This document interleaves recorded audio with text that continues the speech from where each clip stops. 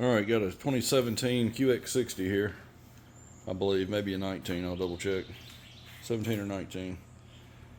Ran into the side of their garage, let their new driver pull it in the garage and they hit the side of it.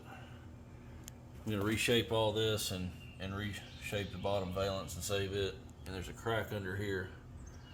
I'm going to fix that crack with some staples and panel bond on the back.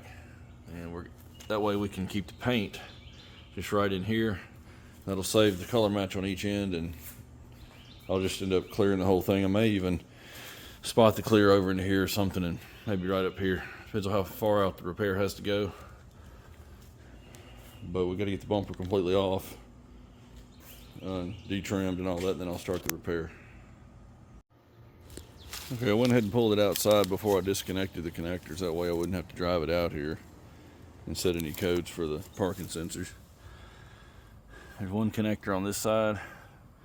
For some reason they put two connectors on this thing instead of running the harness all the way across. There's one on each side. I actually need to get the seal out of that one, put it back on the connector. If it's supposed to be on there, I'm not sure. Let's see if this side's the same. Yeah, the seal's still in there. I'm just gonna leave that in there. I'm gonna tape this up so nothing can get in the connection. And it can sit out here while I do the repair. And this is the front camera connector here. I had to undo that too, so I didn't want to set codes for all this stuff. I'll put the bumper back on out here, and that way I won't have to worry about having to clear any codes or anything. The car doesn't need to be inside anyway. Okay, got it off. Took this trim piece out of here and the lower grill. There's actually a little bit more damage here, right there and right over there. So I would have to fix all that. And all they really want done is this.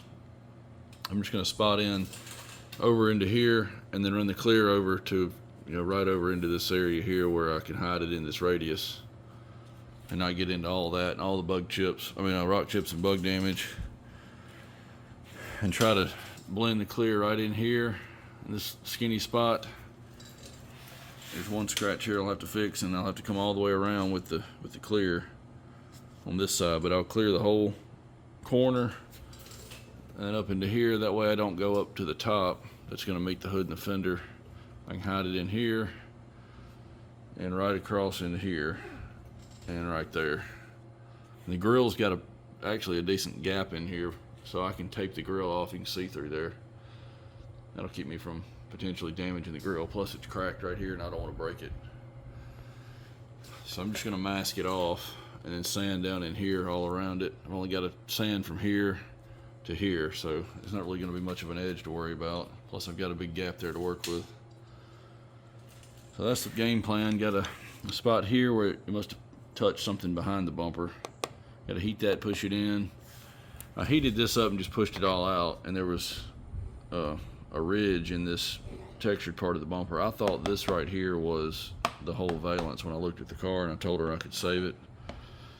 So luckily it's not damaged in here and you can't really see it, so I just pushed this in and then sprayed it with some cold water to hold it in position. Now I'm going to work all this. I'll just have to tape a line right in here in the primer and then in the paint.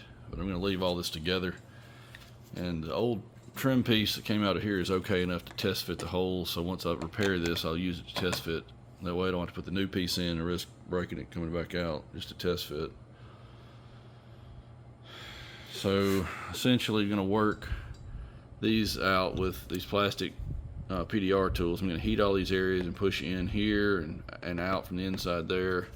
Same thing along this ridge. I'm going to get this ridge nice and straight, which it's not too far from being where it needs to be now. Once these stiff body lines here are straight, I'll heat these spots like this and push those out either with like a domed end of a screwdriver or these PDR tools. But trying to work all this out to where all I need is maybe a skim coat of plastic filler or no filler at all. I can sand all this down, prime it all out, and I'll just have primer really right in here,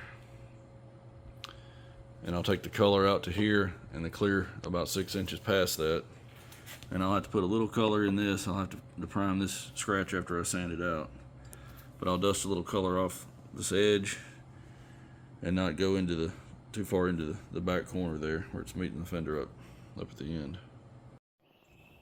Okay, everything is flattened back out. I've got the crack closed up. Everything's flush now. There was a buckle in it here for about 2 inches. I flattened this out. All of this is now where I can sand it all through and put one skim coat of plastic repair over it.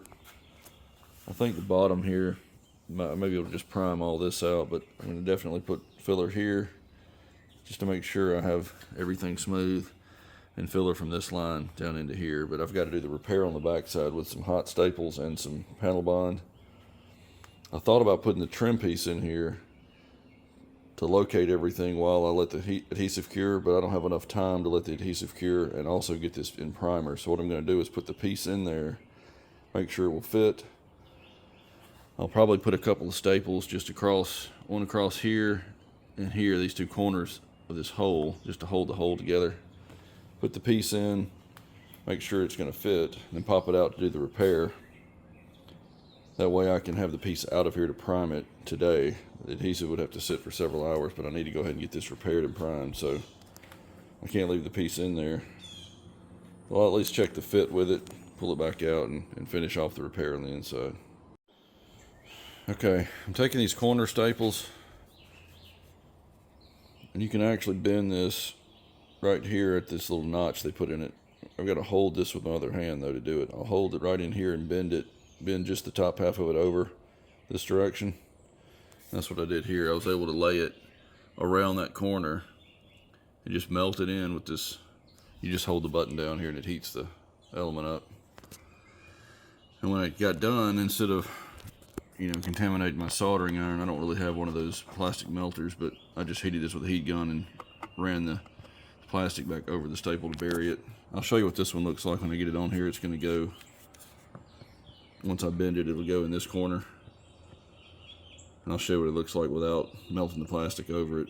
I may eventually get one of those irons for plastic so I can flatten this out, but this will work for now.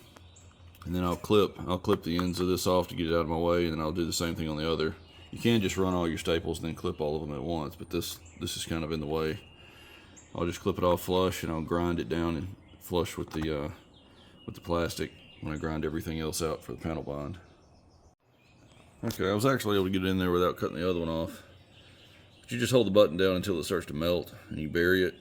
Now if you use a straight piece, you can drop it in and turn it into the plastic and kind of lock it in, but I don't have room to turn it here or it'll overlap the hole. So what I'm going to do now is heat this with the heat gun, flatten the plastic out over it to bury it. Then I'll clip these off, and I'll put several more along here, and then clip all of those off, and then I'll add panel bond to all of this. But I'm going to go ahead and clip these off and check the fit of the piece first before I get into the repair. And then once it fits, and I know the new piece will fit in there, I'll go ahead and just do this a little bit right here and lock it in place and get the panel bond on it so that can cure while I do the backside. And I forgot to mention, I've got this strap here holding the bumper, holding some tension on the bumper this direction to close the crack up. It's almost closed without it, but this just holds it tight. Since I've got it laid out like this, the bumper's trying to open like this. So that's what this is about, just holding the crack closed.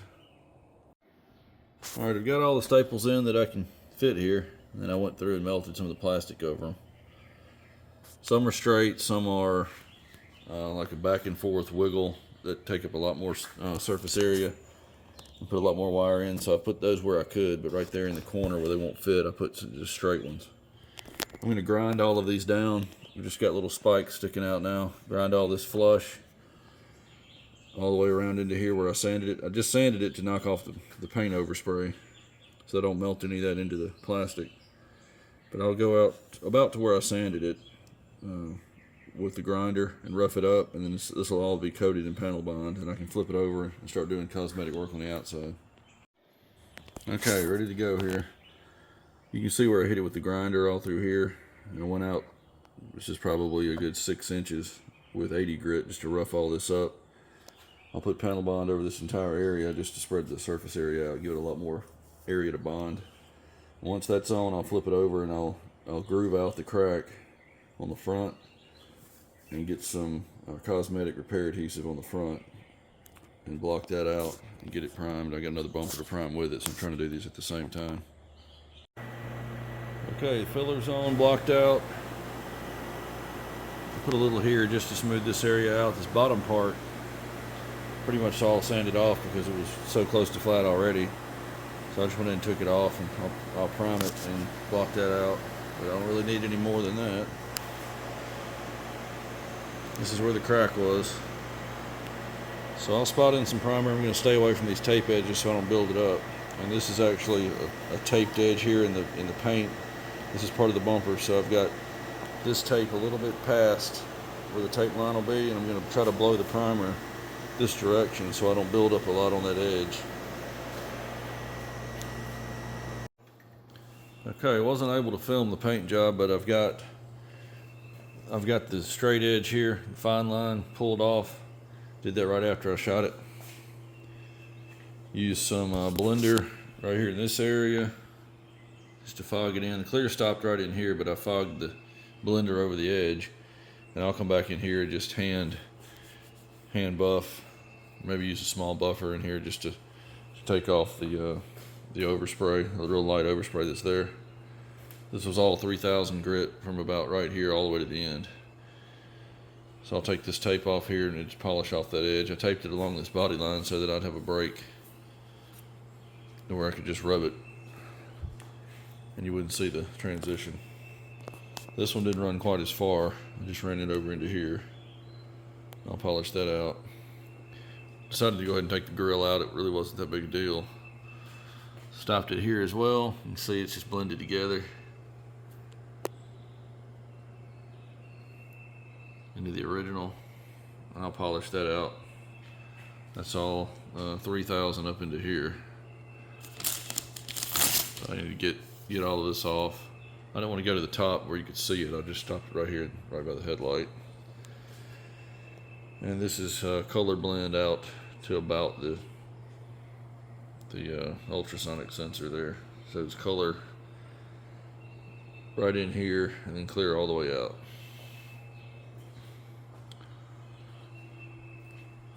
And finish pulling all the masking off and let this thing cure the rest of the day, get it put back together on the car tomorrow and get it out of here. All right, we're ready to go. I don't know if I mentioned it or not, but the part that I bought was actually just a regular chrome trim piece. And I went to put it in and noticed that it's actually got a tinted chrome. Wasn't obvious when I bought the part, but you can see here where some of it's peeling off. You got a little bit of a difference. So that's original Infiniti part there. It's one place I can get that. It's about $250 just for that insert. So I was able to get it overnighted, so we're still on track to get the car back on time, but just got it put together. Turned out nice. A lot better to repair something like this instead of replacing the bumper, and then you end up having to paint the whole thing, and you really need to blend the fenders if you want to try to make the color match perfectly. This saves the color match. And I only painted over on this right side from here all the way over, and I came over to right there with the clear. This has some color just because there was a little bit of a scratch right there where that happened. And same thing at the bottom, but didn't have to paint the whole bumper, and it takes a little longer than replacing it. It costs a whole lot less. See you on the next one.